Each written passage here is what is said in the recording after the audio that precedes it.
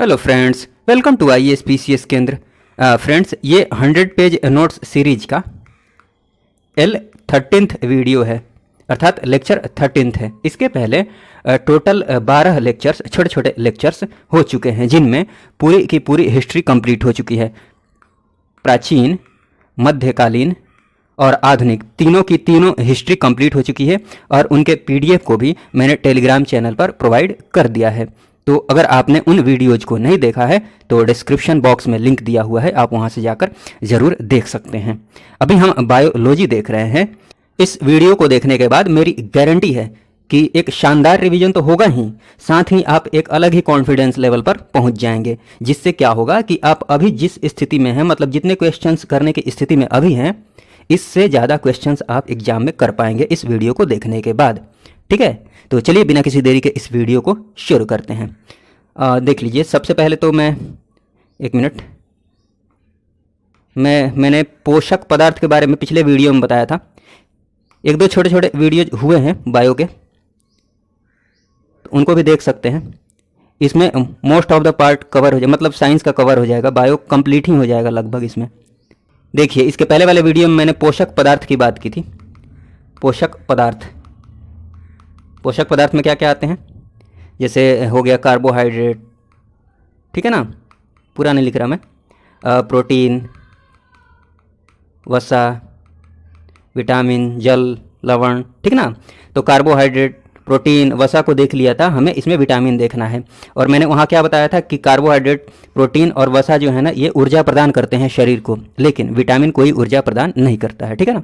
तो यहाँ पर यहीं से हम शुरू करेंगे, ठीक है। विटामिन की बात की जाए तो ये कोई भी ऊर्जा इससे नहीं प्राप्त होती है, विटामिन से कोई ऊर्जा प्राप्त नहीं होती है, ठीक है।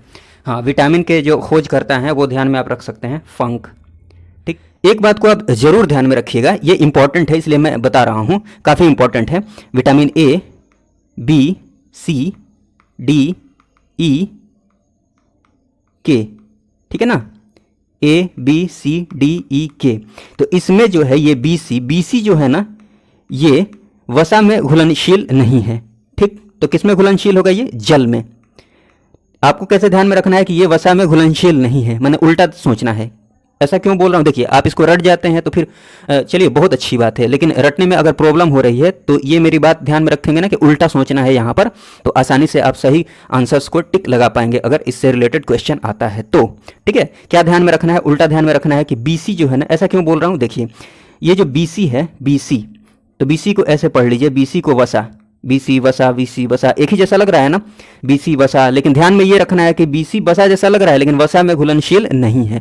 उल्टा सोचना है आपको, BC वसा जैसा लग रहा है लेकिन वसा में घुलनशील नहीं है। किस में घुलनशील है, जल में घुलनशील है, ठीक। हाँ, BC के अलावा बाकी जो चीजें हैं वो सब वसा में घुलनशील हैं, मतलब A, D, E, K, ठीक है ना, A, D, E, K, vitamin A, D, E, K, ये किस में घुलनशील है, वसा में। तो ध्यान रखिएगा, BC जल में घुलनशील है, A, D, E, K वसा में घुलनशील है, ठीक है ना। चलिए कुछ विटामिन को देख लेते हैं। विटामिन A की बात की जाए तो इसका रासायनिक नाम जो होता है वो क्या होता है, रेटिनॉल। सब इंपॉर्टेंट है, ध्यान रखिएगा जितने भी रासायनिक नाम है। A का रासायनिक नाम क्या है, रेटिनॉल है।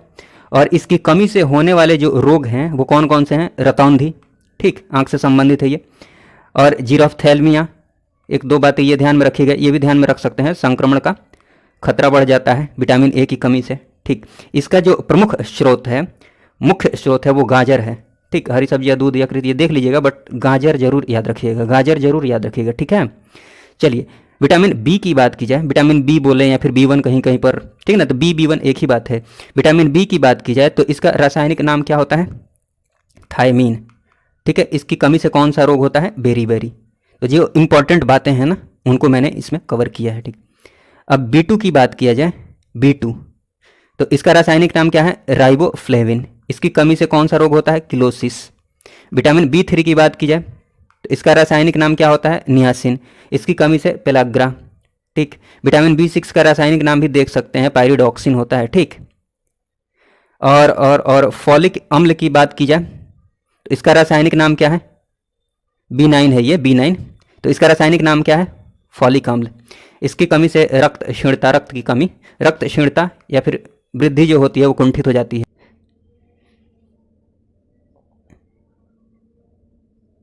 विटामिन B12, एक मिनट, विटामिन B12 की बात की जाए तो इसका रासायनिक नाम क्या है? साइनोकोबालामीन, ठीक है ना। इसमें ये याद रखिएगा, ये कोबा ये लिखा हुआ है ना, तो इससे ये ध्यान में रखिएगा कि विटामिन B12 में कोबाल्ट होता है, ये इंपॉर्टेंट है, इसलिए मैंने लिखा है यहाँ पर B12 में कोबाल्ट होता है। कोबाल्ट किस विटामिन में पाया जाता है? तो विटामिन B12 में, याद रखिएगा। इसकी कमी से क्या होता है? घातक रक्त क्षीणता, खतरनाक वाला रक्त की कमी, ठीक है ना। आगे बात की जाए, ये सब इंपॉर्टेंट है। देखिए विटामिन सी की बात की जाए तो इसका रासायनिक नाम क्या है? एस्कॉर्बिक अम्ल, ठीक। इसकी कमी से कौन सा रोग होता है? स्कर्वी रोग, मसूड़ों का फूलना, ठीक।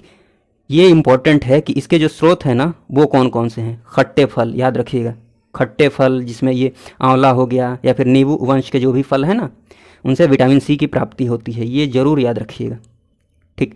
डी की बात की जाए तो कैल्सीफेरॉल, रासायनिक नाम आप याद रखते जाइएगा, ठीक है। रासायनिक नाम सब में इंपॉर्टेंट है। हाँ, इसकी बात की जाए, इसकी कमी से क्या होता है? रिकेट्स, सूखा रोग, मतलब हड्डियाँ टेढ़ी हो जाती हैं, बच्चों में ये रोग होता है, ठीक। तो रिकेट्स की बात, हाँ ये रिकेट्स हो गया। कैल्सीफेरॉल, विटामिन डी की कमी से क्या होता है? रिकेट्स अर्थात सूखा रोग।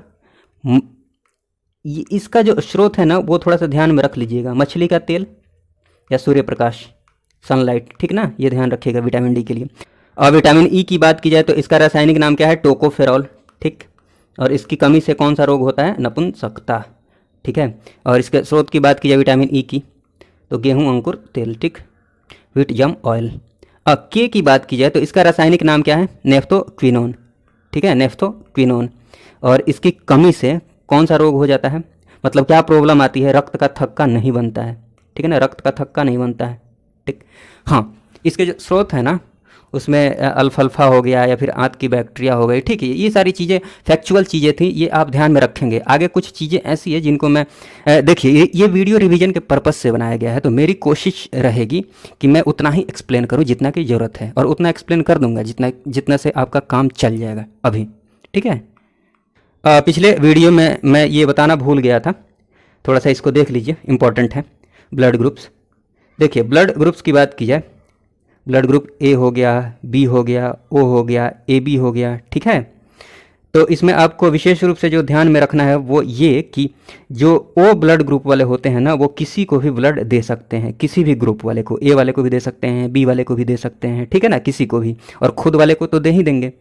हाँ, ये तो हो गया कि सबको दे सकते हैं। ए बी की बात की जाए तो ये किसी से भी ले सकता है, किसी भी ग्रुप वाले से ये ब्लड ले सकता है, ए बी, ठीक। मतलब ए वाले से भी ले सकता है, बी वाले से भी ले सकता है, ओ वाले से भी, और खुद वाले से तो ले ही लेगा। तो यही दोनों बातें आपको ध्यान में रखनी है।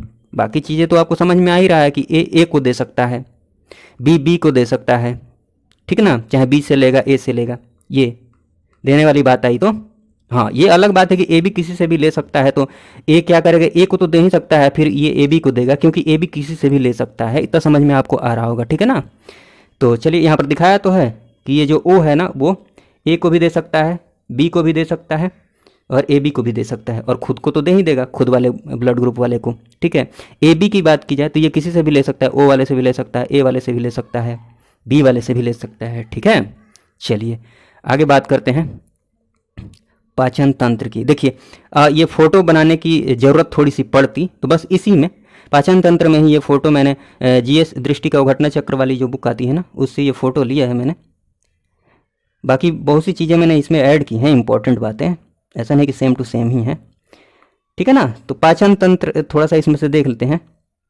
तो देखिए पाचन तंत्र तो ठीक है, आप जानते हैं, उसमें जो चीज़ें होती है वो हमें जानना है, देखना है तो देख लीजिए। विभिन्न भौतिक एवं रासायनिक क्रियाओं द्वारा भोज्य पदार्थ के सरल, छोटे एवं घुलनशील अणुओं में बदल जाना, छोटे छोटे टुकड़ों में टूट जाना। तो वो होता कैसे है वो मैं समझाने की कोशिश करता हूँ, ठीक है। एक मिनट रुकिए,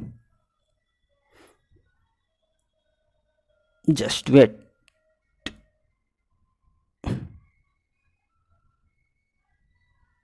हाँ चलिए पूरा पिक्चर आ जाए। देखिए सबसे पहले मैं एक बात बता देता हूँ, यहाँ ग्रंथि लिखा है ना मैं, ग्लैंड्स। तो सबसे पहले जान लीजिए बॉडी के अलग अलग पार्ट्स में बहुत सारी ग्रंथियाँ होती हैं। ग्रंथि का काम क्या होता है ये जान लीजिए। ग्रंथि का काम होता है रस का स्त्रावण करना, रस निकालना, ठीक है ना, जूस, ठीक। और इस रस में क्या होते हैं? एंजाइम्स होते हैं, और एंजाइम का काम क्या होता है? भोजन को पचाना, ठीक है ना। भोजन को पचाने में मदद कौन करता है? एंजाइम, ठीक। इतना ध्यान में रखिएगा, ठीक है। सबसे पहले बात कीजिए, थोड़ा सा इसको जूम कर लेता हूँ। देखिए, जब भोजन कैसे जाता है, भोजन मुंह में जाएगा, मुंह से होते हुए ग्रास, ये जो ग्रास नली है इससे होते हुए छोटी आंत में जाएगा, सॉरी अमाशय में जाएगा, अमाशय में जाएगा, फिर अग्नाशय से होते हुए यहाँ पर मतलब कुछ रासायनिक अभिक्रिया होगी, फिर वो छोटी आंत में बड़ी आंत से होते हुए फिर बाहर निकल जाएगा, ठीक है ना। ये सारी चीज़ें हैं, बट कहाँ कहाँ पर कौन सी घटनाएं होती है, कहाँ कहाँ पर कौन से एंजाइम्स निकलते हैं, कहाँ पर कौन सी बातें ध्यान में रखनी है, वो मैं इसमें बताने जा रहा हूँ, ठीक है, ध्यान से देखिएगा। तो देखिए, मुंह में क्या है, जैसे भोजन यहाँ से गया, तो भोजन क्या है, तो यहाँ तो भोजन तोड़ेंगे दांत से चबाकर, लेकिन और भी उसको आगे तोड़ने की ज़रूरत पड़ती है, मतलब और छोटे छोटे टुकड़ों में उसको तोड़ने की ज़रूरत पड़ती है। तो छोटे छोटे टुकड़ों में तोड़ने में मदद कौन करता है, तो बहुत सारे एंजाइम्स होते हैं, जिसमें जो आपको इंपॉर्टेंट बात ध्यान में रखनी है वो ये है टॉयलिन एंजाइम, ठीक है, टॉयलिन एंजाइम ध्यान में रखिएगा, बहुत इंपॉर्टेंट है। टॉयलिन एंजाइम कहाँ पर पाया जाता है, मुंह में, ये जरूर ध्यान में रखिएगा। हाँ, ये स्टार्च का पाचन करता है, लेकिन ये जरूर ध्यान में रखिएगा कि टॉयलिन एंजाइम जो होता है वो कहाँ होता है, मुंह में होता है, ठीक है ना। फिर ये देखिए, ये यहाँ भोजन आया ऐसे, फिर मैं बता रहा हूँ, यहाँ पर आते जाइए, तो ये आ गया अपना, ये अमाशय है। अमाशय की जो दीवारें होती हैं वहाँ से कौन कौन सी चीज़ें निकलती हैं, मतलब स्रावित होती हैं। देखिए, HCl रिलीज होता है, हाइड्रोक्लोरिक अम्ल, याद रखिएगा, ठीक है ना। पेप्सिन एंजाइम रिलीज होता है, ठीक। रेनिन एंजाइम रिलीज होता है, ठीक ना, ध्यान रखिएगा। मतलब कोई पूछे कि HCl कहाँ पर रिलीज होता है, तो अमाशय में।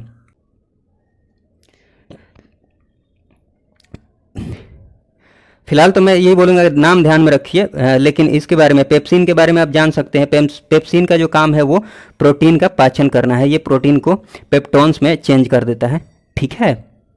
मतलब यहाँ पर जो भोजन आया है, भोजन जो भी आया है वहाँ से, मुख से, ग्रास नली से होते हुए, उसका यहाँ पर पाचन होता है, और पाचन होता है, फिर धीरे धीरे मतलब जो टुकड़ों में टूटा हुआ होता है ना, उसको और महीन टुकड़ों में तोड़ने की यहाँ पर प्रक्रिया चलती है, ठीक। आगे जाएगा तो और मतलब ऐसे इतने महीन टुकड़ों में टूट जाता है, जिससे कि बॉडी जो है ना, मतलब जो यहाँ पर ये छोटी आंत है, बड़ी आंत है, आसानी से जो पोषक पदार्थ हैं उनको अवशोषित कर सके, ठीक। तो ये सारे प्रोसेस होते हैं, तो वही देख रहे हैं हम। तो यहाँ पर हाँ, ये बता दिया मैंने, HCl, पेप्सिन एंजाइम, प्रोटीन। तो HCl का भी काम वही है, एसिडिक होता है, ये भोजन को और तोड़ता है छोटे छोटे टुकड़ों में, ठीक है। पेप्सिन एंजाइम प्रोटीन का पाचन करता है, थोड़ा सा ध्यान रख लीजिएगा एग्जाम्पल के रूप में। रेनिन जो होता है वो दूध के पाचन में सहायक होता है, ये ध्यान रख सकते हैं, एक फैक्ट हो गया ये, ठीक है ना, इसलिए मैंने ये बता दिया है। चलिए आगे बात की जाए, तो अमाशय का काम हो गया। फिर यहाँ आइए, इधर बात कर लेते हैं यकृत की। यहाँ पर यकृत है, ठीक है ना। अमाशय से भोजन इधर आएगा, फिर क्या होगा मैं बता रहा हूँ। ये यकृत की बात की जाए तो देखिए, यकृत से क्या होता है, पित्त का उत्पादन होता है, पित्त का उत्पादन होता है, ठीक। यूरिया का निर्माण होता है यहाँ पर यकृत में, ठीक। और खाने में जो जीवाणु होते हैं ना, उनको भी ये नाश करने का काम कौन करता है, यकृत। ये ध्यान रखिएगा इन बातों को। और एक बात बहुत इंपॉर्टेंट ये है कि सबसे बड़ी जो ग्रंथि होती है ना, मैंने यहाँ पर लिखा है, सबसे बड़ी जो ग्रंथि है शरीर की, वो सबसे बड़ी ग्रंथि कौन सी है, यकृत ही है सबसे बड़ी ग्रंथि। हाँ, यहीं पर मैं बता देता हूँ, सबसे छोटी ग्रंथि कौन सी है, सबसे छोटी ग्रंथि होती है पीयूष ग्रंथि। आगे भी मैंने बताया है इसी वीडियो में, थोड़ा सा वेट कीजिए, वो भी मिल जाएगा, ठीक है ना। ये कहाँ पर होता है, मस्तिष्क में होता है, ठीक। तो मैं क्या बता रहा था, हाँ, तो यकृत से पित्त का उत्पादन होता है, यूरिया का निर्माण होता है, और खाने के जीवाणु का ये नाश करता है। तो ये जो पित्त का उत्पादन हो रहा है ना, तो ये पित्त जो होता है ये कहाँ पर स्टोर होता है, इसका भंडारण कहाँ पर होता है, ये ब्लैक कलर का जो दिख रहा है ना, इसका नाम है पित्ताशय, ठीक है ना। तो पित्ताशय में स्टोर होता है, ठीक। तो वो पित्त आगे, जैसे ये भोजन आया है ना, तो और ये पित्त इधर से आएगा, ठीक। और अग्नाशय से भी कुछ रस निकल रहे हैं, जैसे ट्रिप्सिन एंजाइम है, ठीक, ये सब। तो ये रस और ये पित्त जो है, ये यहाँ से पित्त जो निकला हुआ है पित्ताशय से, ये सब मिलकर यहाँ पर फिर यहाँ पर पाचन होता है भोजन का, ठीक है ना।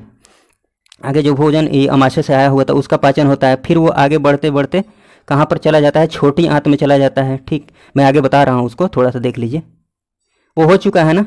अग्नाशय को देख लीजिए, अग्नाशय में बस इतना ही ध्यान में रखिए कि यहाँ से अग्नाशयी रस में कौन सा एंजाइम रिलीज होता है, यहाँ से ट्रिप्सिन एंजाइम। नाम खाली ध्यान में रखेंगे तब भी काम चल जाएगा, ठीक है ना।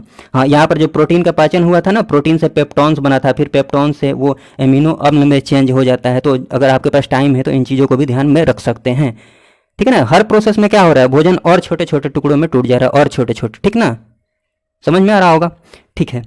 तो हाँ, क्या बता रहा था, तो बड़ी सॉरी, अग्नाशय का काम हो गया। अब आ जाइए, ये भोजन किस में आएगा, छोटी आंत में आएगा।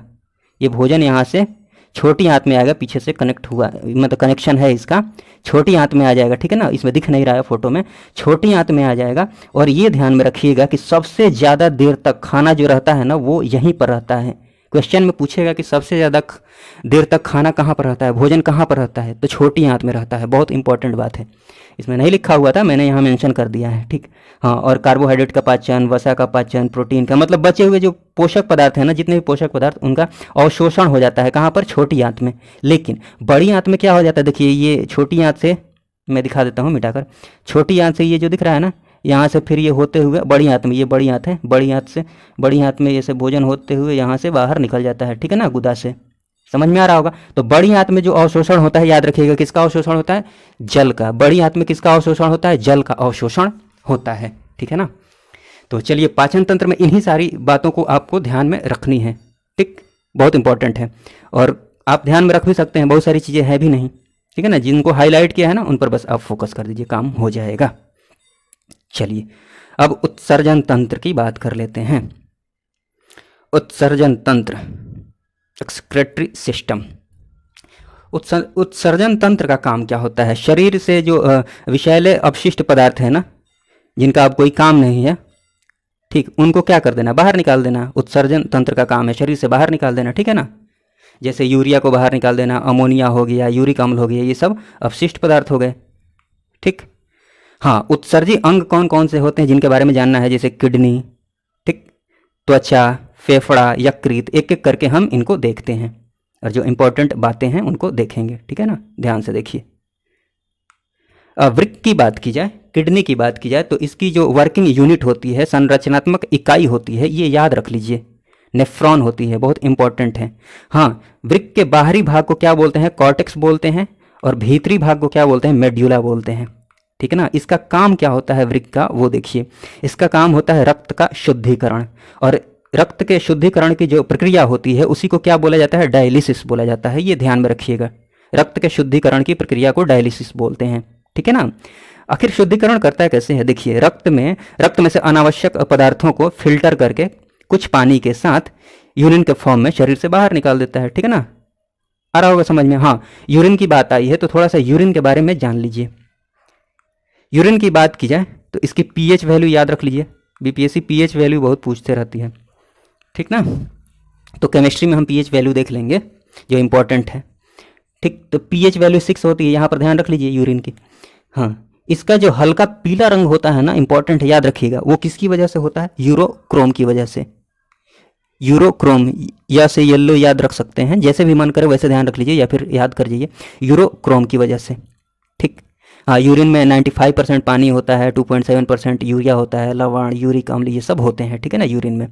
हाँ, ये इंपॉर्टेंट है। एक किडनी में ही पथरी कहाँ पर बनती है, किडनी में ही पथरी बनती है। और पथरी का नाम क्या है, रासायनिक नाम क्या होता है, कैल्शियम ऑक्जेलेट। ये जो नाम है ना, ये इंपॉर्टेंट है, कैल्शियम ऑक्जेलेट, ठीक है। चलिए, किडनी की बात हो गई। अब देख लेते हैं यहाँ पर त्वचा को, ऊपर त्वचा को देख लेते हैं, ठीक। त्वचा में बात की जाए तो त्वचा में जो ग्रंथि होती है स्वेद, या उसी को पसीना ग्रंथि बोलते हैं, स्वेट ग्लैंड, ठीक। तो ये क्या करता है, ये पसीने के रूप में अवशिष्ट पदार्थ को बाहर निकालता है, ठीक है ना, पसीने के रूप में, ठीक है। फेफड़ा की बात की जाए, ठीक, इसका काम क्या है, फेफड़े का बारे में मैंने पहले बता दिया है, तो यहाँ पर थोड़ा सा भी आप जान लीजिए कि फेफड़े का काम क्या है। फेफड़े का काम है कार्बन डाइऑक्साइड को उत्सर्जन, मतलब हम यहाँ पर उत्सर्जन ही तो पढ़ रहे हैं, तो ये किसका उत्सर्जन करता है, फेफड़ा, CO2 का, बस इतना ध्यान में रखिए। हाँ, लीवर की बात करते हैं, यकृत की बात की जाए तो इसका काम क्या है, हानिकारक पदार्थ, ठीक है ना, उनको यूरिया एवं यूरिक अम्ल में बदलकर किडनी की मदद से बाहर निकाल देना, ठीक है ना। बता दिया ना कि हानिकारक पदार्थ को, मतलब हानिकारक पदार्थ मतलब क्या है, अमोनिया और अतिरिक्त प्रोटीन, ठीक, इनको किस में बदल देता है, यूरिया एवं यूरिक अम्ल में बदल के किडनी की मदद से बाहर निकाल देता है, ठीक, ध्यान रखिएगा। हाँ, ग्रंथियों की बात थोड़ी सी कर ली जाए तो ये, चलिए, ये सारी बातें थी किसकी, उत्सर्जी अंग की। तो जो इंपॉर्टेंट बातें हैं हमने इनमें देख ली, ठीक ठीक, जिनको हाईलाइट किया है उस पर फोकस कीजिएगा और रीडिंग लगा लीजिए। जो भी चीज़ें दिख रही हैं और जिस पर हाईलाइट किया है उस पर ज़्यादा फोकस कीजिए। ग्रंथि के बारे में आपको बता दिया है कि इससे रस निकलता है, ठीक है, उसमें रस से एंजाइम निकलता है, ठीक, वो हार्मोन्स भी निकलते हैं। तो वहाँ यहाँ पर मैं कैटेगराइज कर देता हूँ कि क्या निकलते हैं तो उसको क्या बोलते हैं। जैसे ग्रंथियाँ, हाँ, ग्रंथियों के बारे में बता दिया कि शरीर के वे पार्ट जो रासायनिक पदार्थ का उत्सर्जन करते हैं, जैसे एंजाइम, हार्मोन्स, ठीक है ना। तो एंजाइम जो एंजाइम का स्त्रावण करता है, जो एंजाइम रिलीज करता है, उसको बोलते हैं बाह्य स्रावी ग्रंथियाँ, ठीक है ना, बाह्य स्रावी ग्रंथियाँ। और जो हार्मोन्स को रिलीज करते हैं, उनको बोलते हैं अंतःस्रावी ग्रंथियाँ, ठीक। तो बाह्य स्रावी तो देख ही लिए हैं अपन, ठीक है ना। हाँ, कुछ ग्रंथि ऐसी होती हैं जो हार्मोन और एंजाइम दोनों रिलीज करते हैं, जैसे अग्नाशय, ठीक। हार्मोन और एंजाइम दोनों रिलीज करने वाले को कौन सी ग्रंथि बोलते हैं? मिश्रित ग्रंथि, मिश्रित, जैसे अग्नाशय। देखिए यहाँ पर अग्नाशय मैंने दिखाया था ना, यहाँ पर एक बात बतानी थी, ये देखिए, एक मिनट। अग्नाशय में क्या हो रहा है? ये एंजाइम रिलीज कर रहा है, एंजाइम रिलीज हो रहा है यहाँ पर, कौन सा एंजाइम? ट्रिप्सिन। लेकिन अग्नाशय से हार्मोन भी रिलीज होता है, वो मैंने यहाँ पर नोट करके लिखा है, यहाँ पर बता देना चाहिए था मुझे पहले ही, लेकिन चलिए कोई बात नहीं। हाँ, अग्नाशय में एक बीटा कोशिका होती है जो इंसुलिन नामक हार्मोन को निकालती है, ठीक है ना। इंसुलिन नामक हार्मोन यहाँ से रिलीज होता है, ठीक। और ये इंपॉर्टेंट बात है, ध्यान रखिएगा कि इंसुलिन की कमी से मधुमेह रोग होता है, डायबिटीज, ठीक है ना, शुगर। ये बहुत इंपॉर्टेंट बात है, ये जरूर ध्यान में रखिएगा, ठीक। चलिए अब अपन चलते हैं वहाँ पर। तो ये देख चुके हैं, एक मिनट, तो ये देख चुके हैं कि जो ग्रंथि एंजाइम रिलीज करती है उसको क्या बोलते हैं? बाह्यस्रावी ग्रंथियाँ। और जो हार्मोन रिलीज करते हैं उसको अंतःस्रावी ग्रंथियाँ, ठीक। और जो दोनों रिलीज करते हैं उसको मिश्रित ग्रंथि। चलिए एक एक करके देख लेते हैं। अंतःस्रावी ग्रंथियाँ कौन कौन सी है? जैसे पिट्यूटरी ग्लैंड्स, मतलब पीयूष ग्रंथि है, थायराइड ग्रंथि है, पैराथायराइड ग्रंथि है, एड्रिनल ग्रंथि है, ठीक है। चलिए एक एक करके देखते हैं। पीयूष ग्रंथि की बात की जाए, पिट्यूटरी ग्लैंड, तो ये मस्तिष्क में होती है, मैं बता चुका हूँ पहले भी। और ये जो होता है ना, ये शरीर की सबसे छोटी ग्रंथि है। सबसे बड़ी ग्रंथि कौन सी है? यकृत, लिवर, ध्यान रखिएगा, ठीक है। हाँ, इसका अन्य नाम क्या है? इंपॉर्टेंट है, इसको मास्टर ग्लैंड भी बोलते हैं, मास्टर ग्लैंड, जरूर ध्यान में रखिएगा, ठीक। इससे किस हार्मोन का स्त्रावण होता है? STH hormone. और इसी को क्या बोलते हैं? वृद्धि या ग्रोथ हार्मोन बोलते हैं, बहुत इंपॉर्टेंट है। एसटीएच हार्मोन, वृद्धि या ग्रोथ हार्मोन, ठीक है। हाँ, मानव शरीर की सबसे छोटी ग्रंथि है, ये मैं बता चुका हूं। चलिए आगे बात कीजिए। आगे बात करें, एक मिनट रुक जाइएगा। थायराइड ग्रंथि की बात कीजिए, तो थायराइड ग्रंथि से टीएसएच हार्मोन ही थायराइड ग्रंथि को हार्मोन स्रावित करने के लिए प्रेरित करता है। मतलब इसमें कौन सा हार्मोन होता है थायराइड में? टीएसएच हार्मोन, जो किस हार्मोन को रिलीज करने के लिए प्रेरित करता है? देखिए कंफ्यूज नहीं होइएगा, यहाँ एसटीएच है, इसके बाद टी है, एसटी, ठीक है ना। इसके बाद टी बढ़ रहा है, बढ़ने से एस, फिर एबीसीडी में अल्फ़ाबेट्स में आता है ना, एस फिर टी, तो इसमें क्या हो रहा है? इंक्रीज हो रहा है, वृद्धि हो रहा है, तो इसका नाम वृद्धि हार्मोन है। वैसे इसको याद रख लीजिए ताकि कन्फ्यूजन ना हो इसमें और इसमें। हाँ, तो यहाँ पर क्या था? टीएसएच हार्मोन ही थायराइड ग्रंथि को हार्मोन स्रावित करने के लिए प्रेरित करता है। टीएसएच और एसटीएच, कन्फ्यूज नहीं होइएगा, ठीक। हाँ, कौन सा हार्मोन यहाँ पर स्रावित होता है? थायरॉक्सिन हार्मोन, ठीक है ना, थायरॉक्सिन, ठीक। थायरॉक्सिन में किसकी अधिकता होती है? आयोडीन की, ठीक है, आयोडीन की अधिकता होती है। और एक बात और जान लीजिए कि इसको जो थायरॉक्सिन हार्मोन है ना, इसको पेस मेकर बोलते हैं। किसको? अंतःस्रावी सिस्टम को, अंतःस्रावी जो सिस्टम है ना उसका पेस मेकर बोलते हैं। इंडोक्राइन सिस्टम का पेस मेकर बोलते हैं किसको? थायरॉक्सिन हार्मोन को। इसका काम क्या है? पीयूष ग्रंथि के हार्मोन के साथ मिलकर शरीर के जल संतुलन का नियंत्रण करना, ठीक है ना, वाटर बैलेंस को बनाए रखना, ठीक है। हाँ, इसकी बात कर ली जाए, थायरॉक्सिन हार्मोन की कमी से कौन सा रोग होता है? तो घेंघा रोग होता है। थायरॉक्सिन हार्मोन की कमी का मतलब क्या हुआ? आयोडीन की कमी, ठीक। तो आयोडीन की कमी से आप जानते ही हैं कि घेंघा रोग होता है, और आपको पता होना चाहिए कि आयोडीन की अधिकता किस में होती है? थायरॉक्सिन हार्मोन में, ठीक है। चलिए पैराथायराइड ग्रंथि की बात कर ली जाए, तो देखिए पैराथायराइड ग्रंथि की बात की जाए तो ये थायराइड ग्रंथि के ठीक पीछे होती है। चलिए ये तो ठीक है। हाँ, इसमें जो हार्मोन रिलीज होते हैं यहाँ से पैराथायराइड ग्रंथि से, उनका नाम देख लीजिए क्या है। एक तो है पैराथायराइड हार्मोन, ये कब रिलीज होता है? जब कैल्शियम की मात्रा कम हो जाए। किस में? ब्लड में, रक्त में कैल्शियम की मात्रा कम हो जाए, ठीक। और एक हार्मोन निकलता है कैल्सीटोनिन। कैल्सीटोनिन हार्मोन कब निकलता है? जब कैल्शियम की मात्रा ब्लड में बढ़ जाए। कुल मिलाकर पैराथायराइड ग्रंथि से जो हार्मोन रिलीज हो रहे हैं ना, इनका काम क्या है? ब्लड में कैल्शियम की मात्रा को मेंटेन करना, नियंत्रित करना, ठीक है ना। हाँ, इन हार्मोन्स के अनबैलेंस्ड हो जाने से, अगर ये अनबैलेंस्ड हो जाए, जो पैराथायराइड ग्रंथि से हार्मोन्स रिलीज हो रहे हैं वो अनबैलेंस्ड हो जाए, तो उनके अनबैलेंस्ड हो जाने से पथरी जैसी बीमारी होती है, ठीक। और पथरी बनता किस में है? मैंने बताया था, कमेंट बॉक्स में आप जरूर बताइएगा, ठीक है ना। और उसका रासायनिक नाम क्या है ये भी आप जरूर बताइएगा, ठीक है।